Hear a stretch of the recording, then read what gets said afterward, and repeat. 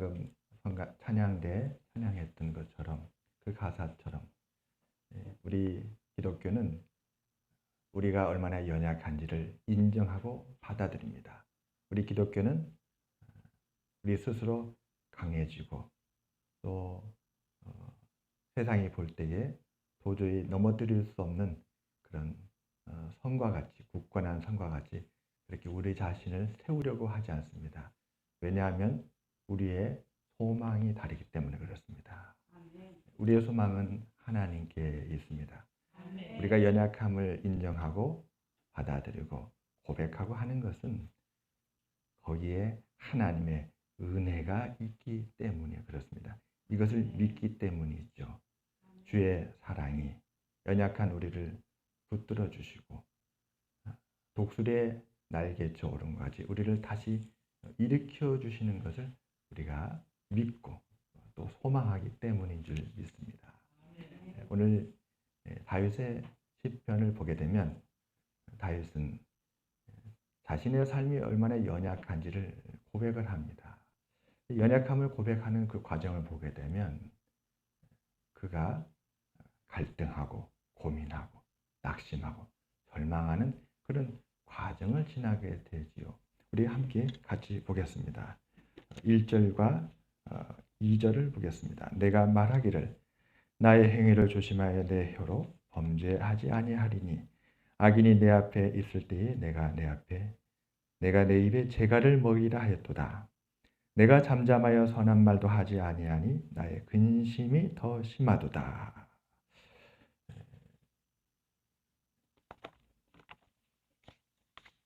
사무엘하 16장에 보면 다윗이 한 가지 큰 고통을 겪는 것이 나옵니다. 사무엘하 16장입니다. 다윗이 아들 압살롬의 반역으로 피난길에 오릅니다. 그렇게 절망 가운데 피난하고 있을 때 시므이란 자가 다윗을 저주하게 됩니다. 왕이 그 권세를 잃어버리고 성을 포기하고 맨발로 자기 신하들과 함께 피난길로 가는 것입니다. 아들 압살롬이 반역해서 그 군대가 쳐들어오니까 도저히 그 압살롬의 군대를 상대할 수 없어서 패자가 된 것이죠. 패자가 되어서 그렇게 피난길에 오른 것입니다. 이 모습을 보고 시므이가 그동안에 그 다윗을 향해서 마음속에 가졌던 그 악한 그 악이 그 다윗을 향한 미움 그것을 저주로 퍼붓는 것이지요. 16장 7절과 8절에 이렇게 기록되었습니다. 피를 흘린 자여 사악한 자여 가거라 가거라 사울의 모든 족속의 모든 피를 여호와께서 내게 돌리셨도다. 그를 이어서 내가 왕이 되었으나 여호와께서 나라를 내 아들 압살롬의 손에 넘기셨도다. 보라 너는 피를 흘린 자이므로 화를 자초하였느니라 하는지라. 왕이 권력이 든든하고 또 왕으로서 그 자리가 굳건하였을 때는 감히 덤비지를 못하고 저주의 말을 퍼붓지 못하였습니다. 그런데 왕이 쫓겨나고 이렇게 절망적인 상황이 되니까 힘없는 그 왕을 향해서 저주를 퍼붓었던 것이었습니다. 그러나 오늘 고백처럼 다윗은 그때를 회상하면서 자기의 행위를 조심하고 또 혀로 범죄하지 않으려고 자기 입에 재갈을 물렸다 이렇게 고백을 합니다. 그러나 그 다윗의 마음은 어땠을까요? 비록 재갈을 먹이고 또 그 저주에 대해서 저주로 응하지 않았지만 그의 마음은 고통이었습니다. 우리가 2절과 3절을 보면 우리가 알 수 있습니다. 내가 잠잠하여 선한 말도 하지 아니하니 나의 근심이 더 심하도다. 내 마음이 내 속에서 뜨거워서 작은 소리로 읊조릴 때에 불이 붙으니 나의 혀로 말하기를. 그래요. 만약에 이 저주하는 시므에게 선한 말을 했더라면 어떻게 됐을까요? 그러면 다윗의 절망이 더 커지지 않았을까 싶습니다. 그의 처지가 더 불쌍하게 되고 더 고통스러워졌을 것입니다. 그래서 선한 말도 할 수 없고 악한 말도 할 수 없고 그러나 마음속은 더 심히 근심이 커지고 속에서 막 불이 붙는 것 같이 그랬다는 것이지요. 오늘 이 시편 39편은 다윗이 임종 직전 그의 노년에 쓴 시라고 합니다. 그래서 지난날 자기의 살아온 인생을 뒤를 돌아다보며 회고하며 쓴 시입니다. 다윗이 그의 일평생을 뒤를 돌아다보니 이런 일도 있었고 저런 일도 있었습니다. 그런데 그러한 인생을 돌아다보니 어떠했는가? 그는 4절과 5절과 6절을 통해서 자기의 살아온 인생을 이렇게 고백을 합니다. 같이 보겠습니다. 4절부터 6절입니다. 여호와여 나의 종말과 연한이 언제까지인지 알게 하사 내가 나의 연약함을 알게 하소서. 주께서 나의 날을 한 뼘 길이만큼 되게 하심에 나의 일생이 주 앞에는 없는 것 같사오니 사람은 그가 든든히 서 있는 때에도 진실로 모두가 허사뿐이이다. 진실로 각 사람은 그림자같이 다니고 헛된 일로 소란하며 재물을 쌓으나 누가 거둘는지 알지 못하나이다.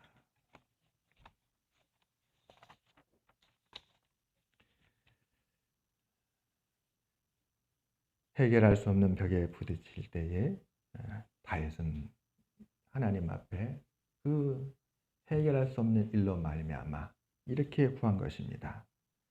자기의 인생의 끝이 언제이고 남은 인생이 얼마나 되는지를 통해서 자신의 인생이 얼마나 연약한 인생인지를 알게 해달라고.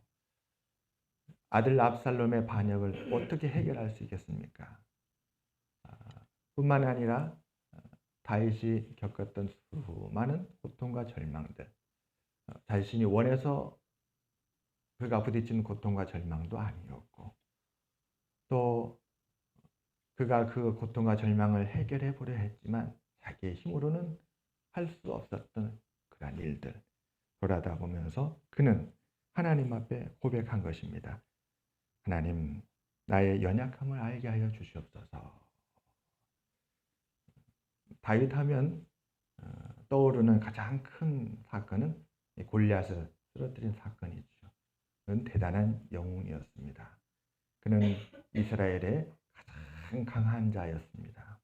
뿐만 아니라 목동이었던 다윗이 이스라엘의 왕이 됐다라는 것은 신화 같은 그런 놀라운 성공을 우리에게 보여줍니다.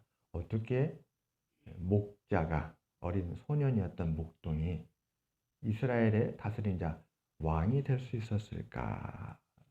한편으로 생각하면 그런 성공을 흠모하며 그와 같이 성공을 이루는 것을 바랄 수도 있을 것입니다. 그러나 다윗은 노년에 자신의 인생을 돌아다보면서 그가 하나님 앞에 간구했던 것을 떠올렸던 것이었습니다. 그래서 오늘 시편 39절에 이를 기록을 한 것이죠. 하나님, 나의 연약함을 알게 해 주시옵소서. 얼마나 연약한가? 우리 인생이 얼마나 연약한 인생인가?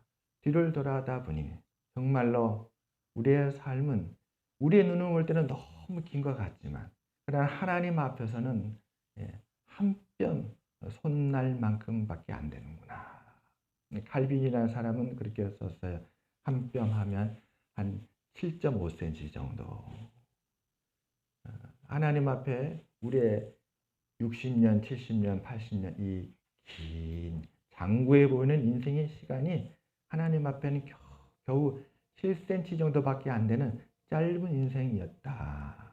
그리고 그 시간이 얼마나 빨리 지나가는지 모세는 시편 90편에 밤의 한 경점과 같다 그랬습니다.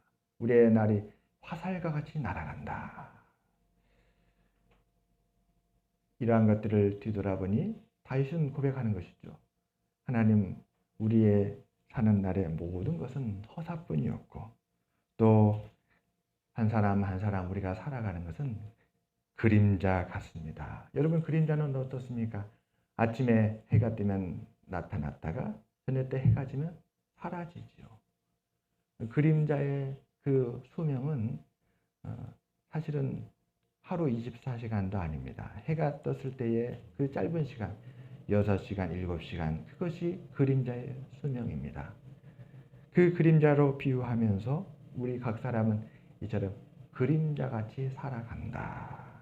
그리고 우리가 했던 일들은 비록 그 일들을 이루어가는 과정에 많은 소란이 일어났지만 그 소란도 결국은 그 일들이 그림자와 같이 사라지는 우리와 같이 헛된 일이 되고, 또 우리가 재물을 쌓았지만 그 재물을 쌓았지만 언젠가는 그 재물이 우리를 떠날 때가 있잖아요.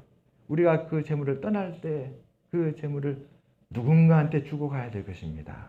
솔로몬도 고백을 했습니다. 이건 뒤를 돌아보고 생각하니 참 바람을 잡는 것과 같았다. 한평생 재물을 쌓았는데 이 재물이 누구에게 간지 쌓은 사람도 모르더라. 그러므로 아무리 재물을 쌓았지만 자기가 가져갈 수 없으니까 이것은 마치 바람을 잡는 것과 같았다. 이렇게 고백을 합니다. 그래서 이러한 우리 인생을 바라볼 때에 다윗은 너무나도 연약한 우리 인생, 그래서 하나님 앞에 고백을 한 것입니다. 하나님, 나의 연약함을 알게 해 주시옵소서. 그런데 우리가 우리 연약함을 알아가는 과정, 하나님께서 우리의 연약함을 알려주는 과정, 이 과정은 사실 소중합니다. 왜 그런가? 오늘 다윗의 시편을 따라가게 되면 그 과정은 우리로 하여금 마침내 참된 소망에 이르게 하기 때문에 그렇습니다. 7절 보겠습니다. 7절. 주여, 이제 내가 무엇을 바라리요? 나의 소망은 주께 있나이다. 그래요. 마음에 갈등하고 고민하고 또 낙심하고 이렇게 참 힘든 과정을 겪었지만 이 과정이 헛되지 않았습니다. 이 과정을 통해서 비로소 다윗은 정말로 소망은 하나님께 있구나. 다시 말하면 하나님이 우리의 소망이구나 라는 것이었죠. 마음을 재물에 두고 재물을 소망으로 삼고 재물을 쌓았지만 어느 날 보니까 재물이 내 손을 떠나가는 것입니다. 내가 재물을 끝까지 잡고 갈 수가 없는 거예요. 내가 재물을 쌓았던 것도 그림자 같은 허사였구나. 이런 것들을 다시 되돌아보고 깨달으면서 그렇기에 우리의 소망은 영원히 변함없는 하나님께 두고 살아야 하는구나 라고 이러한 결론에 이르게 되었던 것이었습니다. 우리가 2024년 새해를 하나님께 주셨습니다. 이 새해 한 해를 다시 살아가야 되는데 우리가 살아가는 이 한 해가 헛되지 아니하고 참으로 의미 있고 또 우리가 이 한 해를 통하여 하나님께 영광을 돌리고 또 우리가 올바른 길로 가기 위해서는 이러한 다윗의 시편이 우리에게 꼭 필요하지 않나 싶습니다. 여러분 시편을 읽어보면 어떻습니까? 많은 탄식이 있습니다. 아픔이 있습니다. 그 아픔과 탄식의 가장 큰 이유는 악인과의 갈등, 죄와의 씨름, 하나님을 믿지 않는 세상이 믿는 우리를 향해서 퍼붓는 조롱과 비난, 이러한 싸움과 갈등이 이 시를 읊조리는 다윗으로 하여금 탄식을 나오게 하고 또 그 탄식 가운데서 비로소 하나님 앞에 진정한 간구를 하게 되죠. 아픔이 있었지만 그 아픔으로 말미암아서 다시 하나님을 의지하게 되고 원수가 나를 해하려 하지만 이 고난의 과정을 통하여서 하나님은 나의 반석임을 고백하게 되고 이와 같이 하나님을 소망하며 하나님을 바라보게 됩니다. 사랑하는 여러분, 오늘 이 시편을 통해서 우리들도 하나님께 소망을 두시기를 주님의 이름으로 축원합니다.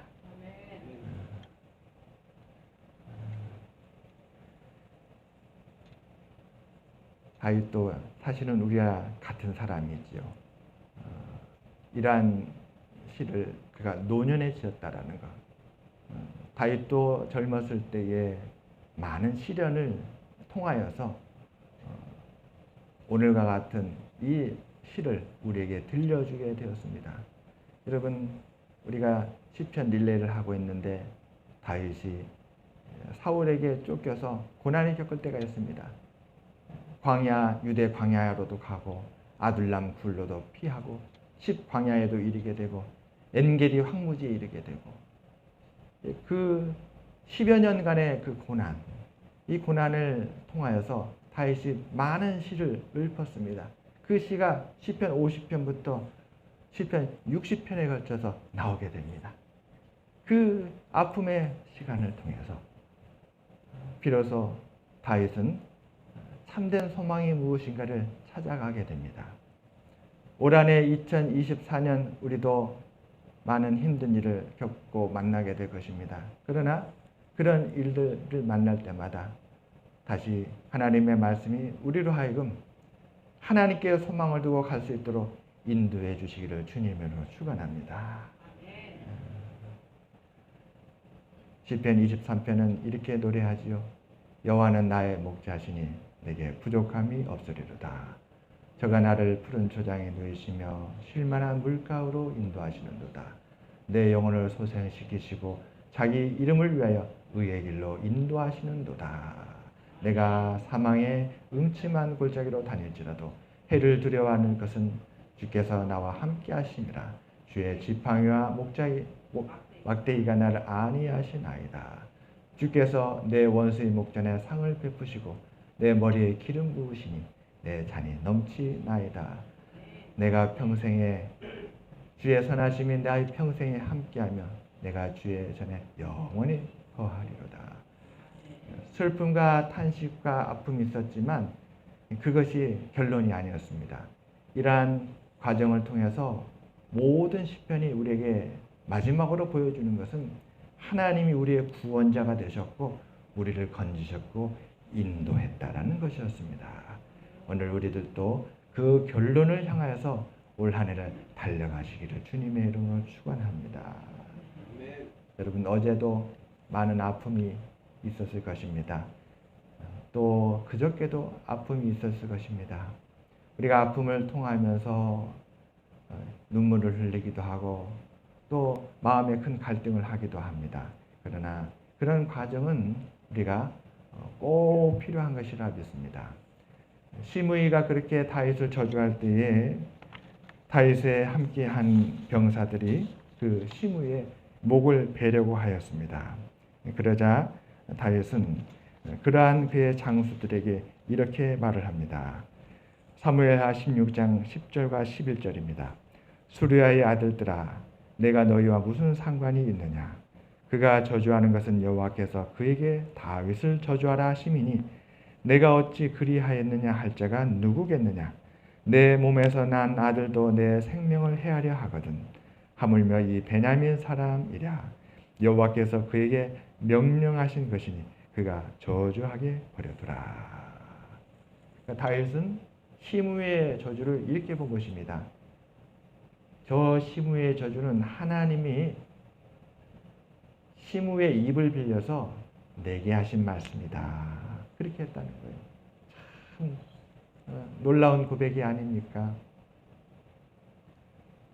다윗의 군사들은 다윗을 저주하는 그 시므이를 향해서 어찌 왕이 이렇게 초라해졌다라고 권력을 잃어버리고 쫓기는 신세가 되어서 이렇게 비참한 상태가 되니까 두려워하지 않냐고 저주한다 해서 시므이를 목을 베려고 하였습니다.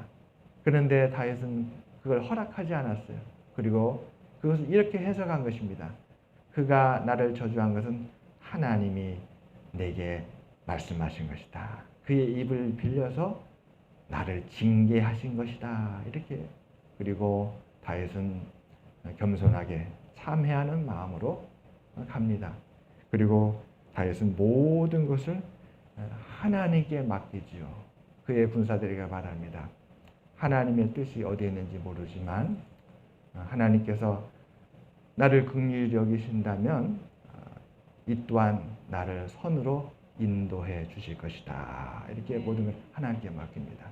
사랑하는 여러분, 우리들도 하나님께 소망을 두고 하나님께서 우리의 모든 것을 맡으시다 하나님의 뜻대로 이루셔가는 그런 2024년이 되시기를 주님의 이름으로 축원합니다. 기도하겠습니다. 하나님 아버지,